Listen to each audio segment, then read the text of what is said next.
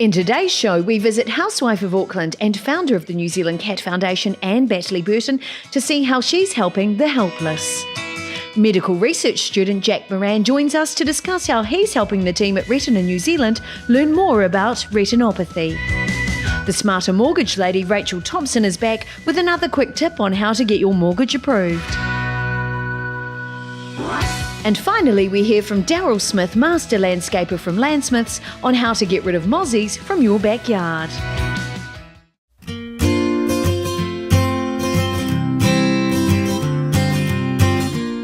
Goose Creek in Kumeu, West Auckland is the home of the New Zealand Cat Foundation, a charity organisation funded by donations dedicated to homing cats that would normally have nowhere else to go and no other options.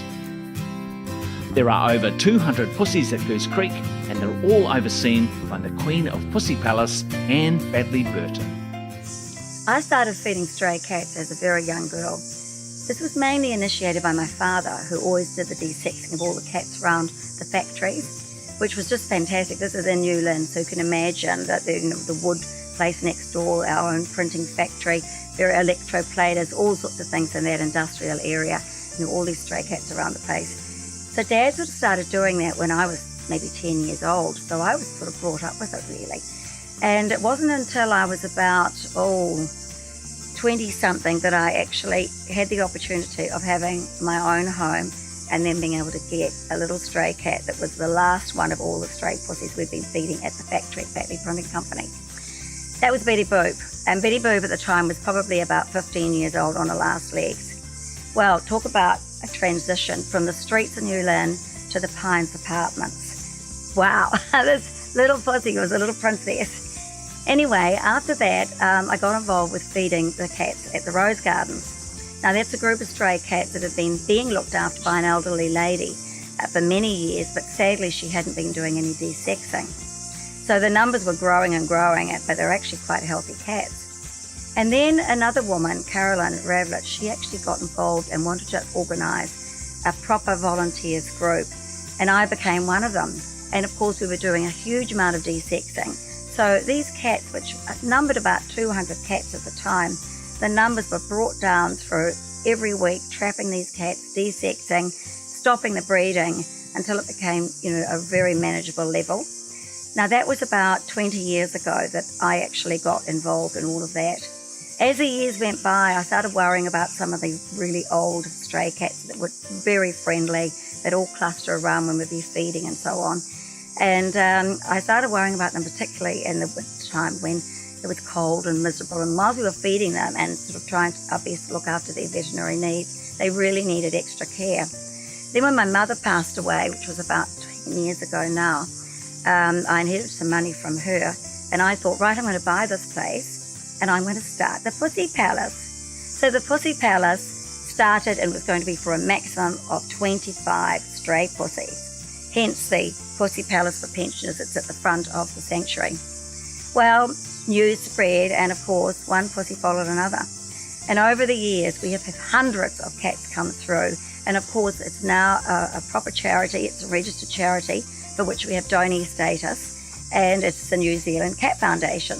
.org.nz if anyone would like to volunteer or donate. So it's sort of grown as we needed to really. We ended up taking on about 28 cats that were going to be killed, basically pest control and so on, from an area it was used to be the freezing works. This is probably about 7 years ago, so we ended up putting on another section. Then somebody else came to us with a big sob straw and we had to put on another section. And so it grew really organically just as the need arose.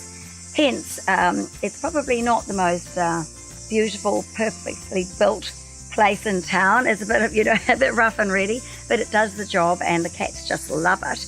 And as you can see, looking around the sanctuary, a lot of hard work goes into it from volunteers. We need a lot of volunteers to keep this place going. We've got well over 200 cats here now. Every week we've got probably, 30, 40, 50 people calling us wanting assistance with stray cats in their area, or not even necessarily a stray cat. We're now taking on cats, say somebody's died, no one's going to take care of their cats. The children can't take them or won't take them. Somebody goes into a retirement village, an old folks home, maybe they're in a dementia unit. We actually sadly get a lot of that. Whilst they might be able to take the cat to the retirement village, once they move to the next stage, unfortunately the cats aren't allowed. And often they're old cats. And this is particularly difficult because it's hard to rehome old cats. So it's not only the financial thing, but sometimes people aren't prepared to take them on because they think, oh, I'm going to end up suffering a loss myself, in a year or 2 years or whatever, and they just don't really want to go through all of that themselves. So we're taking on cats from all walks of life and from all types of situations. Now, a lot of people think, oh, we've got a stray cat problem and so on in New Zealand. We actually don't have a cat problem at all. We have a people problem because people are not being responsible and de-sexing their cats. There's all sorts of reasons for that. Sometimes it's people say, well, they can't afford it. Other times it's a cultural thing and they actually don't agree with de-sexing. There's quite a lot of that in this country.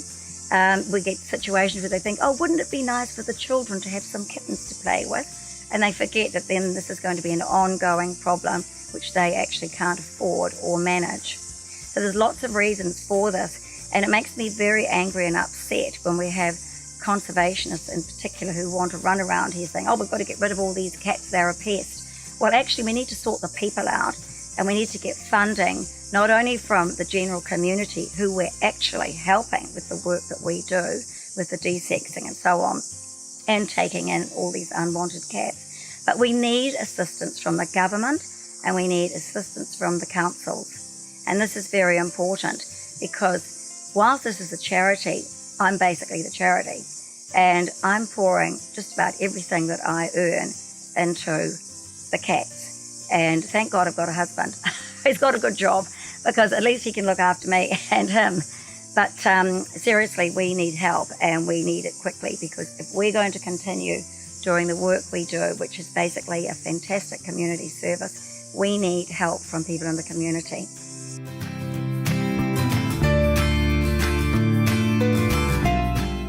Welcome to Caesar's Palace. So Caesar came to us about 2 years ago, and he's a cat that doesn't really get on with other cats, but we managed to get him adopted out to a lifestyle block, but the adoption failed because he just terrorised the neighbourhood basically.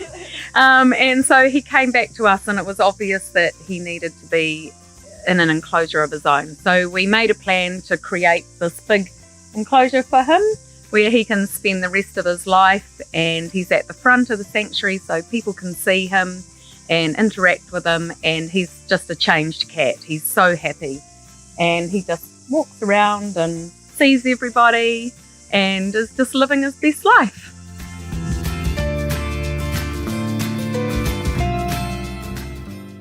I love being a volunteer at the New Zealand Cat Foundation because there are so many cats here that are very friendly, others that are not so friendly, but there's this one cat called Boots that always comes and sees me every day. It's very lovely here. The people here are amazing. They're very helpful. If you get stuck, you can always just ask. Very, very lovely here. Anyone can volunteer here. It's a great space. I find there are some cats here that have some neurological problems or only have one eye, and I feel quite sad for them, but then I also feel happy that I can keep an eye on them every single day that I come here and give them food and make sure they're healthy.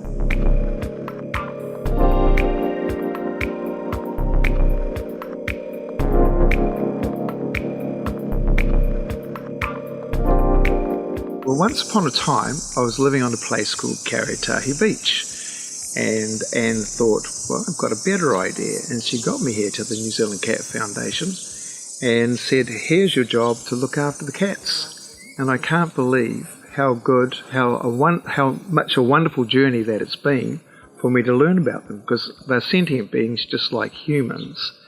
And fascinatingly enough, I've been mixed with animals, I've farmed for probably about 30 years, but I've never actually had much to do with cats. I used to prefer birds.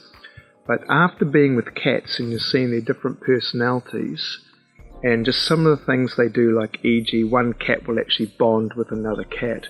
It's one of the most amazing things you can see in your life.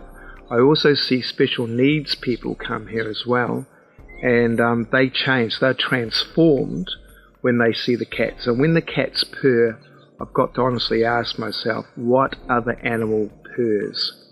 And it's all about frequencies. And that frequency, for some reason, makes everybody feel at ease. And hopefully I'll be here for many more years.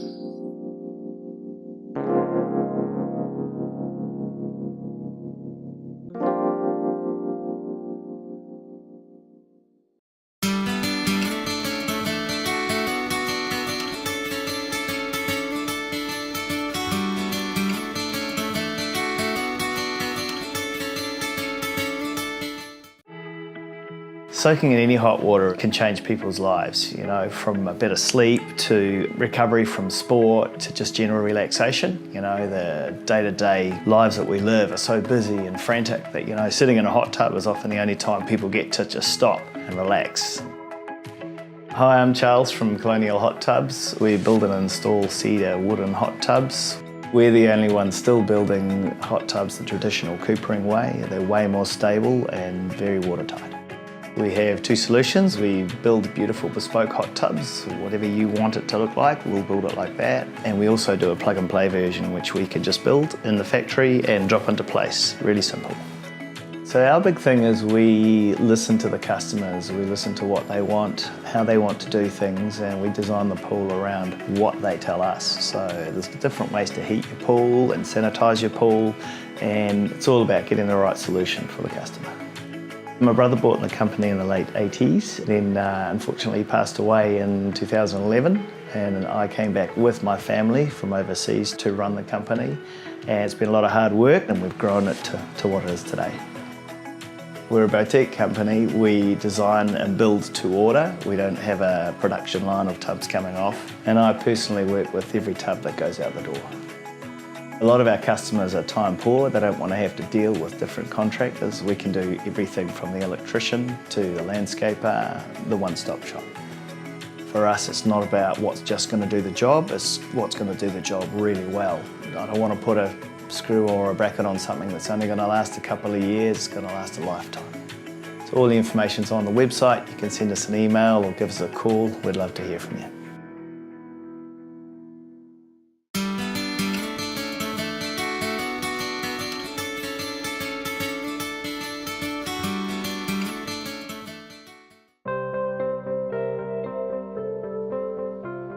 Kia ora, I'm Monique Bradley, and today I'm speaking with researcher and coming into his 5th year medical research student, Jack Maran, about some incredible research he's been conducting this year on retinopathy. Welcome, Jack. Thanks. Welcome to the studio.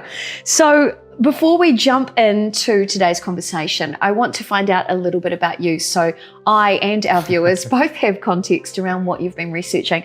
So tell me about your educational journey, what you've been studying, and where you're at in your stage of education. Cool, yeah. So I'm heading to my 5th year of medicine right now, and I've been working with research in the eye for about a year now. Yeah, and that's sort of been my background for some time now, yeah. So what got you interested in working specifically with eyes? With the eyes? Well, I guess within the field of medicine, when you ask someone what's their biggest fear, most people would say losing their sight. And I guess within medicine, being able to restore sight is one of the easiest things to do. It only takes 20 minutes, a simple operation, and yeah, you can restore sight with things like cataract, for example. So yeah, I just thought that's pretty cool, and that's sort of what inspired me to go down pursuing that. Wow, that's incredible. So you're currently studying and you're doing research projects as well. So where does this take you in your profession? What are the next steps for you? Yeah, well, for me, I hope to, first of all, finish medicine, graduate, hopefully, and continue doing research just on the side, part-time, as I work my way up through the ranks. But yeah, that's the plan for now. I guess research is something that I quite enjoy as well. It's nice just to have on the side as well. Yes, but also that research is so valuable, and giving people with visual impairment potentially a little bit of hope for the future? Yeah, definitely. I think that research is the future. If we didn't have research, we wouldn't be able to sort of figure out new cures for lots of problems that can be cured, in fact. Yeah. So on that note, diving into your research, we've got a few questions here I thought I would ask you today. Yeah. And just like our viewers, I don't have that scientific training that you perhaps have or that understanding. So throughout this chat today, I'm going to ask you lots of questions and probably dive a little bit deeper to understand why you do what you do and how this helps our viewers and the members associated with Retina New Zealand. So first big question. My understanding is that Retina New Zealand have actually funded and supported you in your research this year. So tell me about what your research entailed. Right. Well, I guess essentially our research revolved around the big problem that diabetic retinopathy is the leading cause of preventable blindness in the world, and particularly in the working age population here in New Zealand. And but current treatments for diabetic retinopathy aren't very effective. They're only about 50% effective, and that's usually after people have sort of full-blown disease and the retinopathy is already pretty bad. But what we wanted to research was to see if there was sort of a inflammatory molecule that we could target that's a little bit higher up in the disease pathway so that we can prevent that from happening in the future. So yeah, that was sort of what our research was about, and Retina New Zealand kindly funded us for that. That's amazing. Yeah. So tell me, what did that research entail? Because my understanding is you actually worked with human donor tissue as well. So can you tell me and our viewers as well, what was that like? What was involved? Yes, so we received human donor eyes pretty much from the New Zealand National Eye Bank. So people kindly donated their eyes for our research.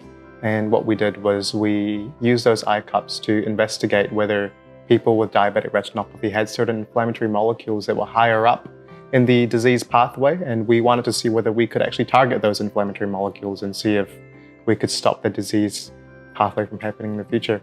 Wow. So it was looking for the inflammation or the inflammatory molecule and looking at how potentially in the future that can activate people to get what support and care earlier on, or where is that research going? Well, what the research currently shows us is the fact that a particular inflammatory molecule, it's called NLRP3, may be involved in early pathogenesis of the disease. It might cause a disease to happen at the earlier stages. And so if we are able to target this particular molecule, NLRP3, we might actually be able to reduce the development of diabetic retinopathy in the future. So that's where the research is heading towards in the future, where we can target this particular molecule. That would be incredible. So I believe we've got a couple of slides as well that we're going to show. So you can explain to me and our viewers what it looks like, what the information looks like, and what that means for the future of eye care and retinopathy. So let's take a look. So you mentioned NLRP3. So what am I seeing here on the screen? Right. So NLRP3 is that inflammatory protein I was telling you about. And if we look at the second and third columns, what we can see is that the amount of red is highest in the diabetic retinopathy group. And what that tells us is that NLRP3 plays a role in the development of diabetic retinopathy, but not so much in people that are normal. And so what that tells us, if we are able to target NLRP3 in people with diabetes, we might actually be able to prevent the development of diabetic retinopathy in the future.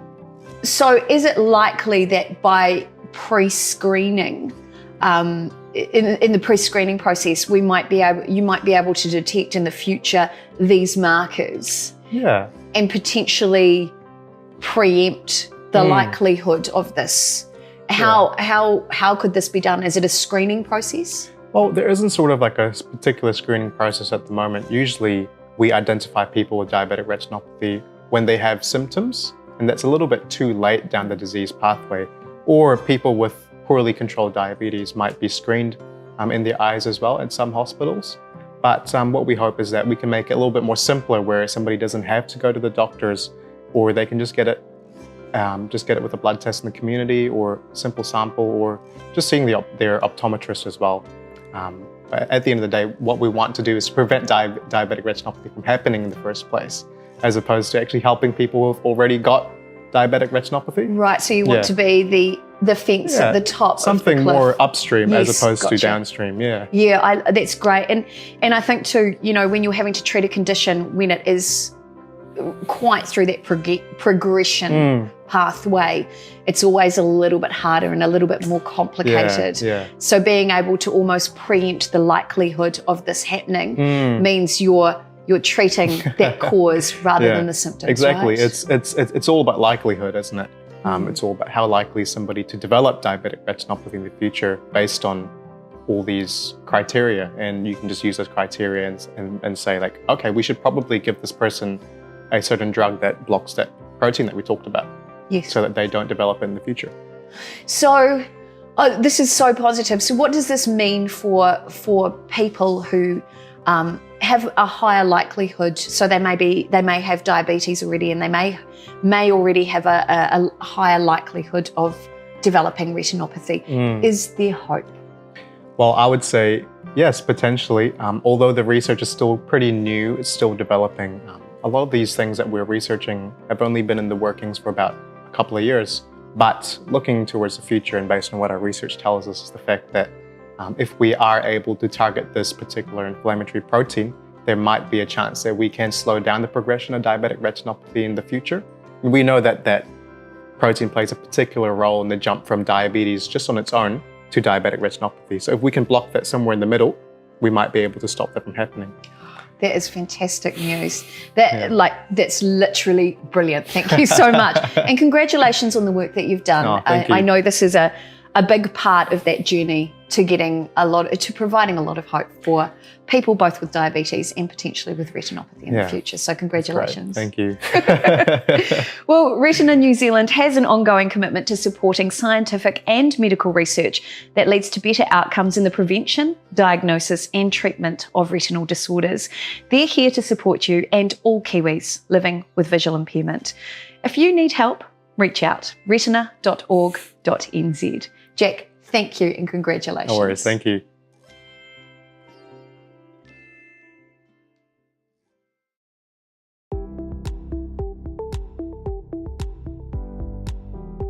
Hi, I'm Rachael, the Smarter Mortgage Lady. I'm a financial advisor, and one of the things I love is getting people into their own place to call home. One of the biggest questions I get asked is, how do you choose the best lender for us and our mortgage? I'm not going to lie, the process is pretty involved, but I'm here to make this easy for you to turn your mortgage into a smarter mortgage. The first part of the process is that I submit a loan application to your existing bank. Often this is the path of least resistance, as you already have a relationship and history with them. And I choose to do this as a way to get a fair comparison and to help you look objectively at your options. My job is then to look at other lenders, compare their rates and options, and do a pricing comparison, including both rates and cash contribution on a suggested loan structure. This gives you the tools you need to make an informed decision and still be able to sleep at night. A smarter mortgage saves you time and money. So if you're ready to make your own decision about who you borrow from with the best solution for you, call me and let's do your numbers.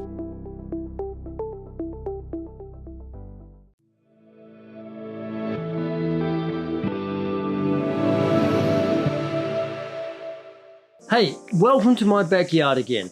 I actually live in my garden. It's not that large. I love my outdoor space. Like most Kiwis, I want to be outside, particularly this time of year. But guess what? There can be mozzies. I have a solution. It works really well. It's been a long time since we've been able to get rid of all these mozzies and make the whole thing work, live outside and not getting bitten all the time. So here's my 3 top tips to get rid of mozzies. Tip number 1, do not use fly spray. I've tried it. It stinks, it's horrible, it's no good for you. I used to spray it all around the place and I went, no. Tip number 2, watch out what you plant. I have a subtropical garden and lots of us in Kiwi land love to have that. We've got plants that hold water like bromeliads, There's one over here right behind me. Best way to get rid of that, rinse them all out with fresh water, wash all those mozzie larvae out of it. But actually, there is a better idea.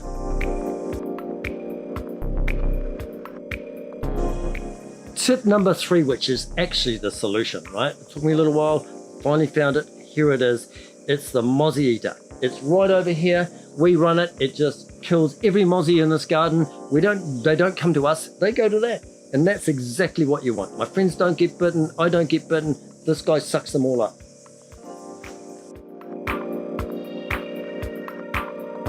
So if you've got a mozzie problem, get in touch. We've got all the solutions. See you next time.